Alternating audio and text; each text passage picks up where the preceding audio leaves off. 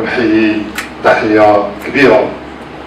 جميع الأخوات والإخوان اللي اشتركوا مع السي عليا وراء اللجنة التحضيرية اللي سمحوا لنا ننظموا هذا اللقاء التواصلي، ونحيوا صلة الرحم معكم، وفي وسطكم عدد من الأصدقاء اللي مدة طويلة ما شفتهم، ومنهم بعض الأفراد الأسرة ديالي اللي أكثر من 5 سنين ما شفتهم، فأنا سعيد جدا. وبغيت نقول لكم سامحوني من الأول لأنني ربما غادي تكون المداخلة ديالي مرتبطة شوية ما فيهاش واحد الخيط منظم، لأنني عاد وصلت، عاد جيت من المغرب، عاد وصلت اليوم، مازال ما تغديتش ومازال ما ارتحتش.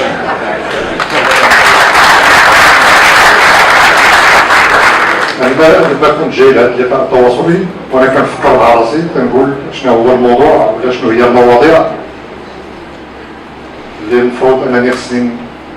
نتكلم فيها وبلا ما نكرر الكلمة القيمة اللي لقاها المداخلة ديال الأخ مصطفى البكوري. وقنعت راسي بأنني غادي نتكلم، وزاد حمسني الأخ علي في الكلمة ديالو، غنتكلم أساسا على القضايا والمواضيع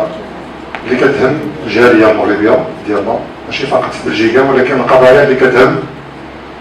الجاليات المغربية أو مغاربة العالم كلها، ونحاول نوضح كيفاش حنا في حزب الأزهر والمعاصرة كننظروا لهذه القضايا، واش عندنا شي رؤية بخصوص هذه القضايا كثيرة ديال المغاربة ديالنا في العالم الجالية، وشنو هي المواضيع اللي مازال ما عندناش فيها رؤية باش ما نتكلموش لغة الخشب، لأنه احنا حزب في العمر ديالنا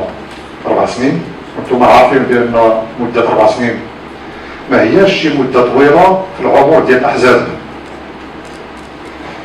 وشنو هي القضايا والمواضيع والأسئلة اللي مطلوب منا احنا وياكم نفكروا فيها جميع ونطوروا فيها الأجوبة، وهي عديدة وكثيرة. ولكن قبل ما نتكلم في هذه المواضيع قنعت راسي بأنه بسبب أنا متأكد بأنه بسبب الارتباط اللي عندكم مع بلادكم مع المغرب،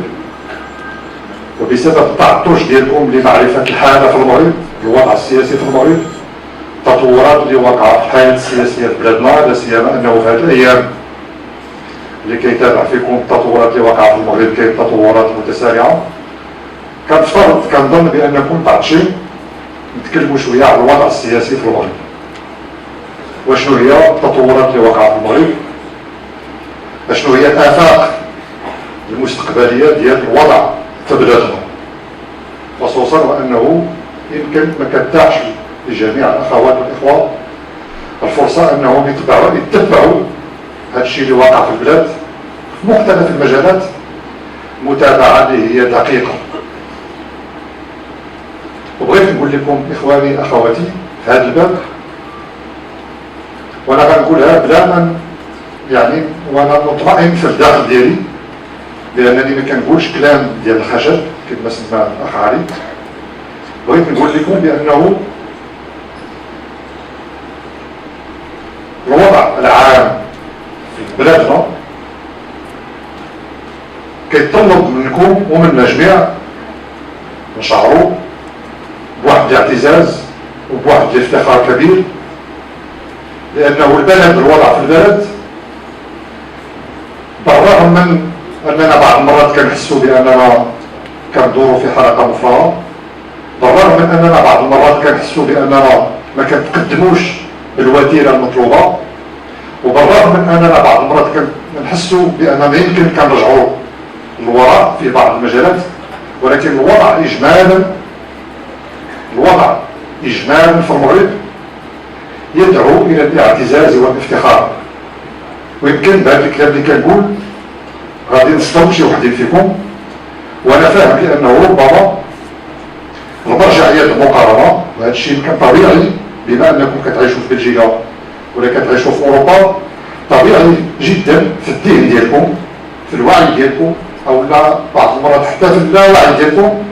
المقارنة كتكون ما بين المغرب وما بين الوضع اللي كاين في اوروبا واللي انتم عايشين فيه في اوروبا. وانا بغيت نقول بان هذه المقارنه يمكن بسبب الروابط التاريخيه اللي كاينه ما بين بلادنا واوروبا، وبسبب ان بلادنا عندها جاليه حوالي 5 مليون ديال المغاربه، 60% منهم عايشين في اوروبا، بسبب كذلك الجوار الجغرافي يمكن هذه المقارنه سليمه. ولكن انا بغيت نطلب منكم ما تغيبش على البال ديالنا ولو للحظه واحده مقارنه من نوع اخر، وهي المقارنه اللي كيخصنا نديروها ما بين الوضع اللي عشناه في بلادنا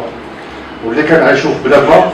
والوضع اللي كتعيش فيه واحد العدد من الشعوب اللي هي في المستوى ديالنا في شمال افريقيا وفي الشرق الاوسط،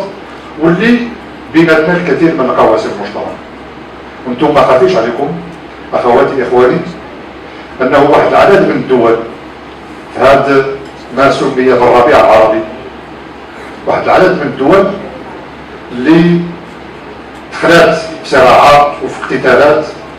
في الوقت اللي كانت واحد العدد من الدول كتدمر المدن ديالها وكتخرب البنيات التحتيه ديالها والطرق ديالها وتترمل الالوفات من النساء ديالها وكتيتم الالوفات من الاطفال ديالها، وفي الوقت اللي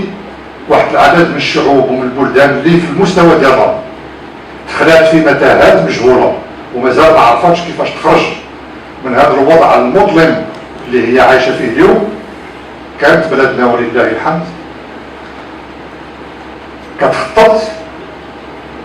وكتعبد الطريق ديالها في الاتجاه ديال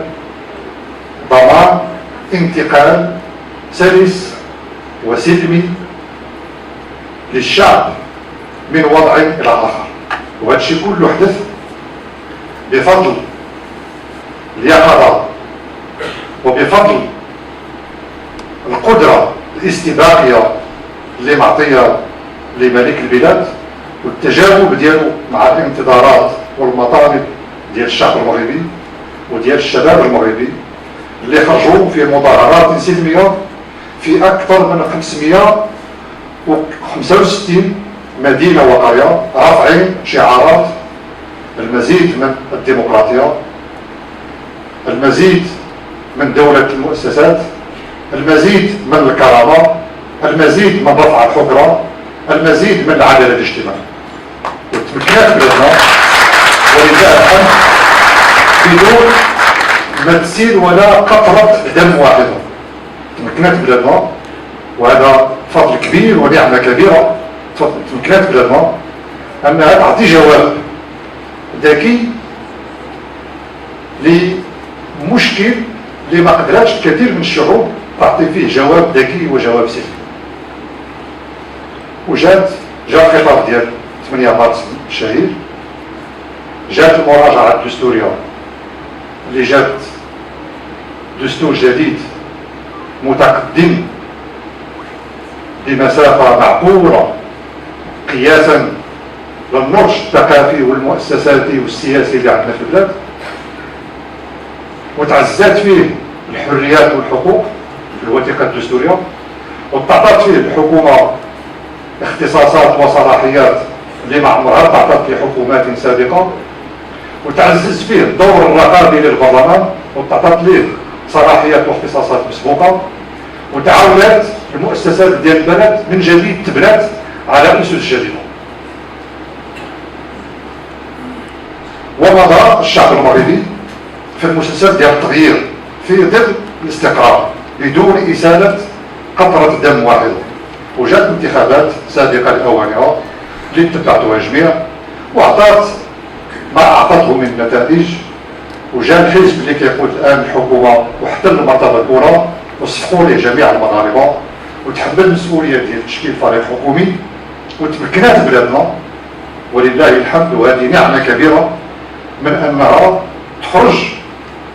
مما يسميه الكثير من السياسيين من عنق الزجاجه. واليوم بعد سنتين من المراجعه الدستوريه وبعد سنه ونصف من تحمل الحكومه المسؤوليه ديالها وقعت الكثير من التطورات، الكثير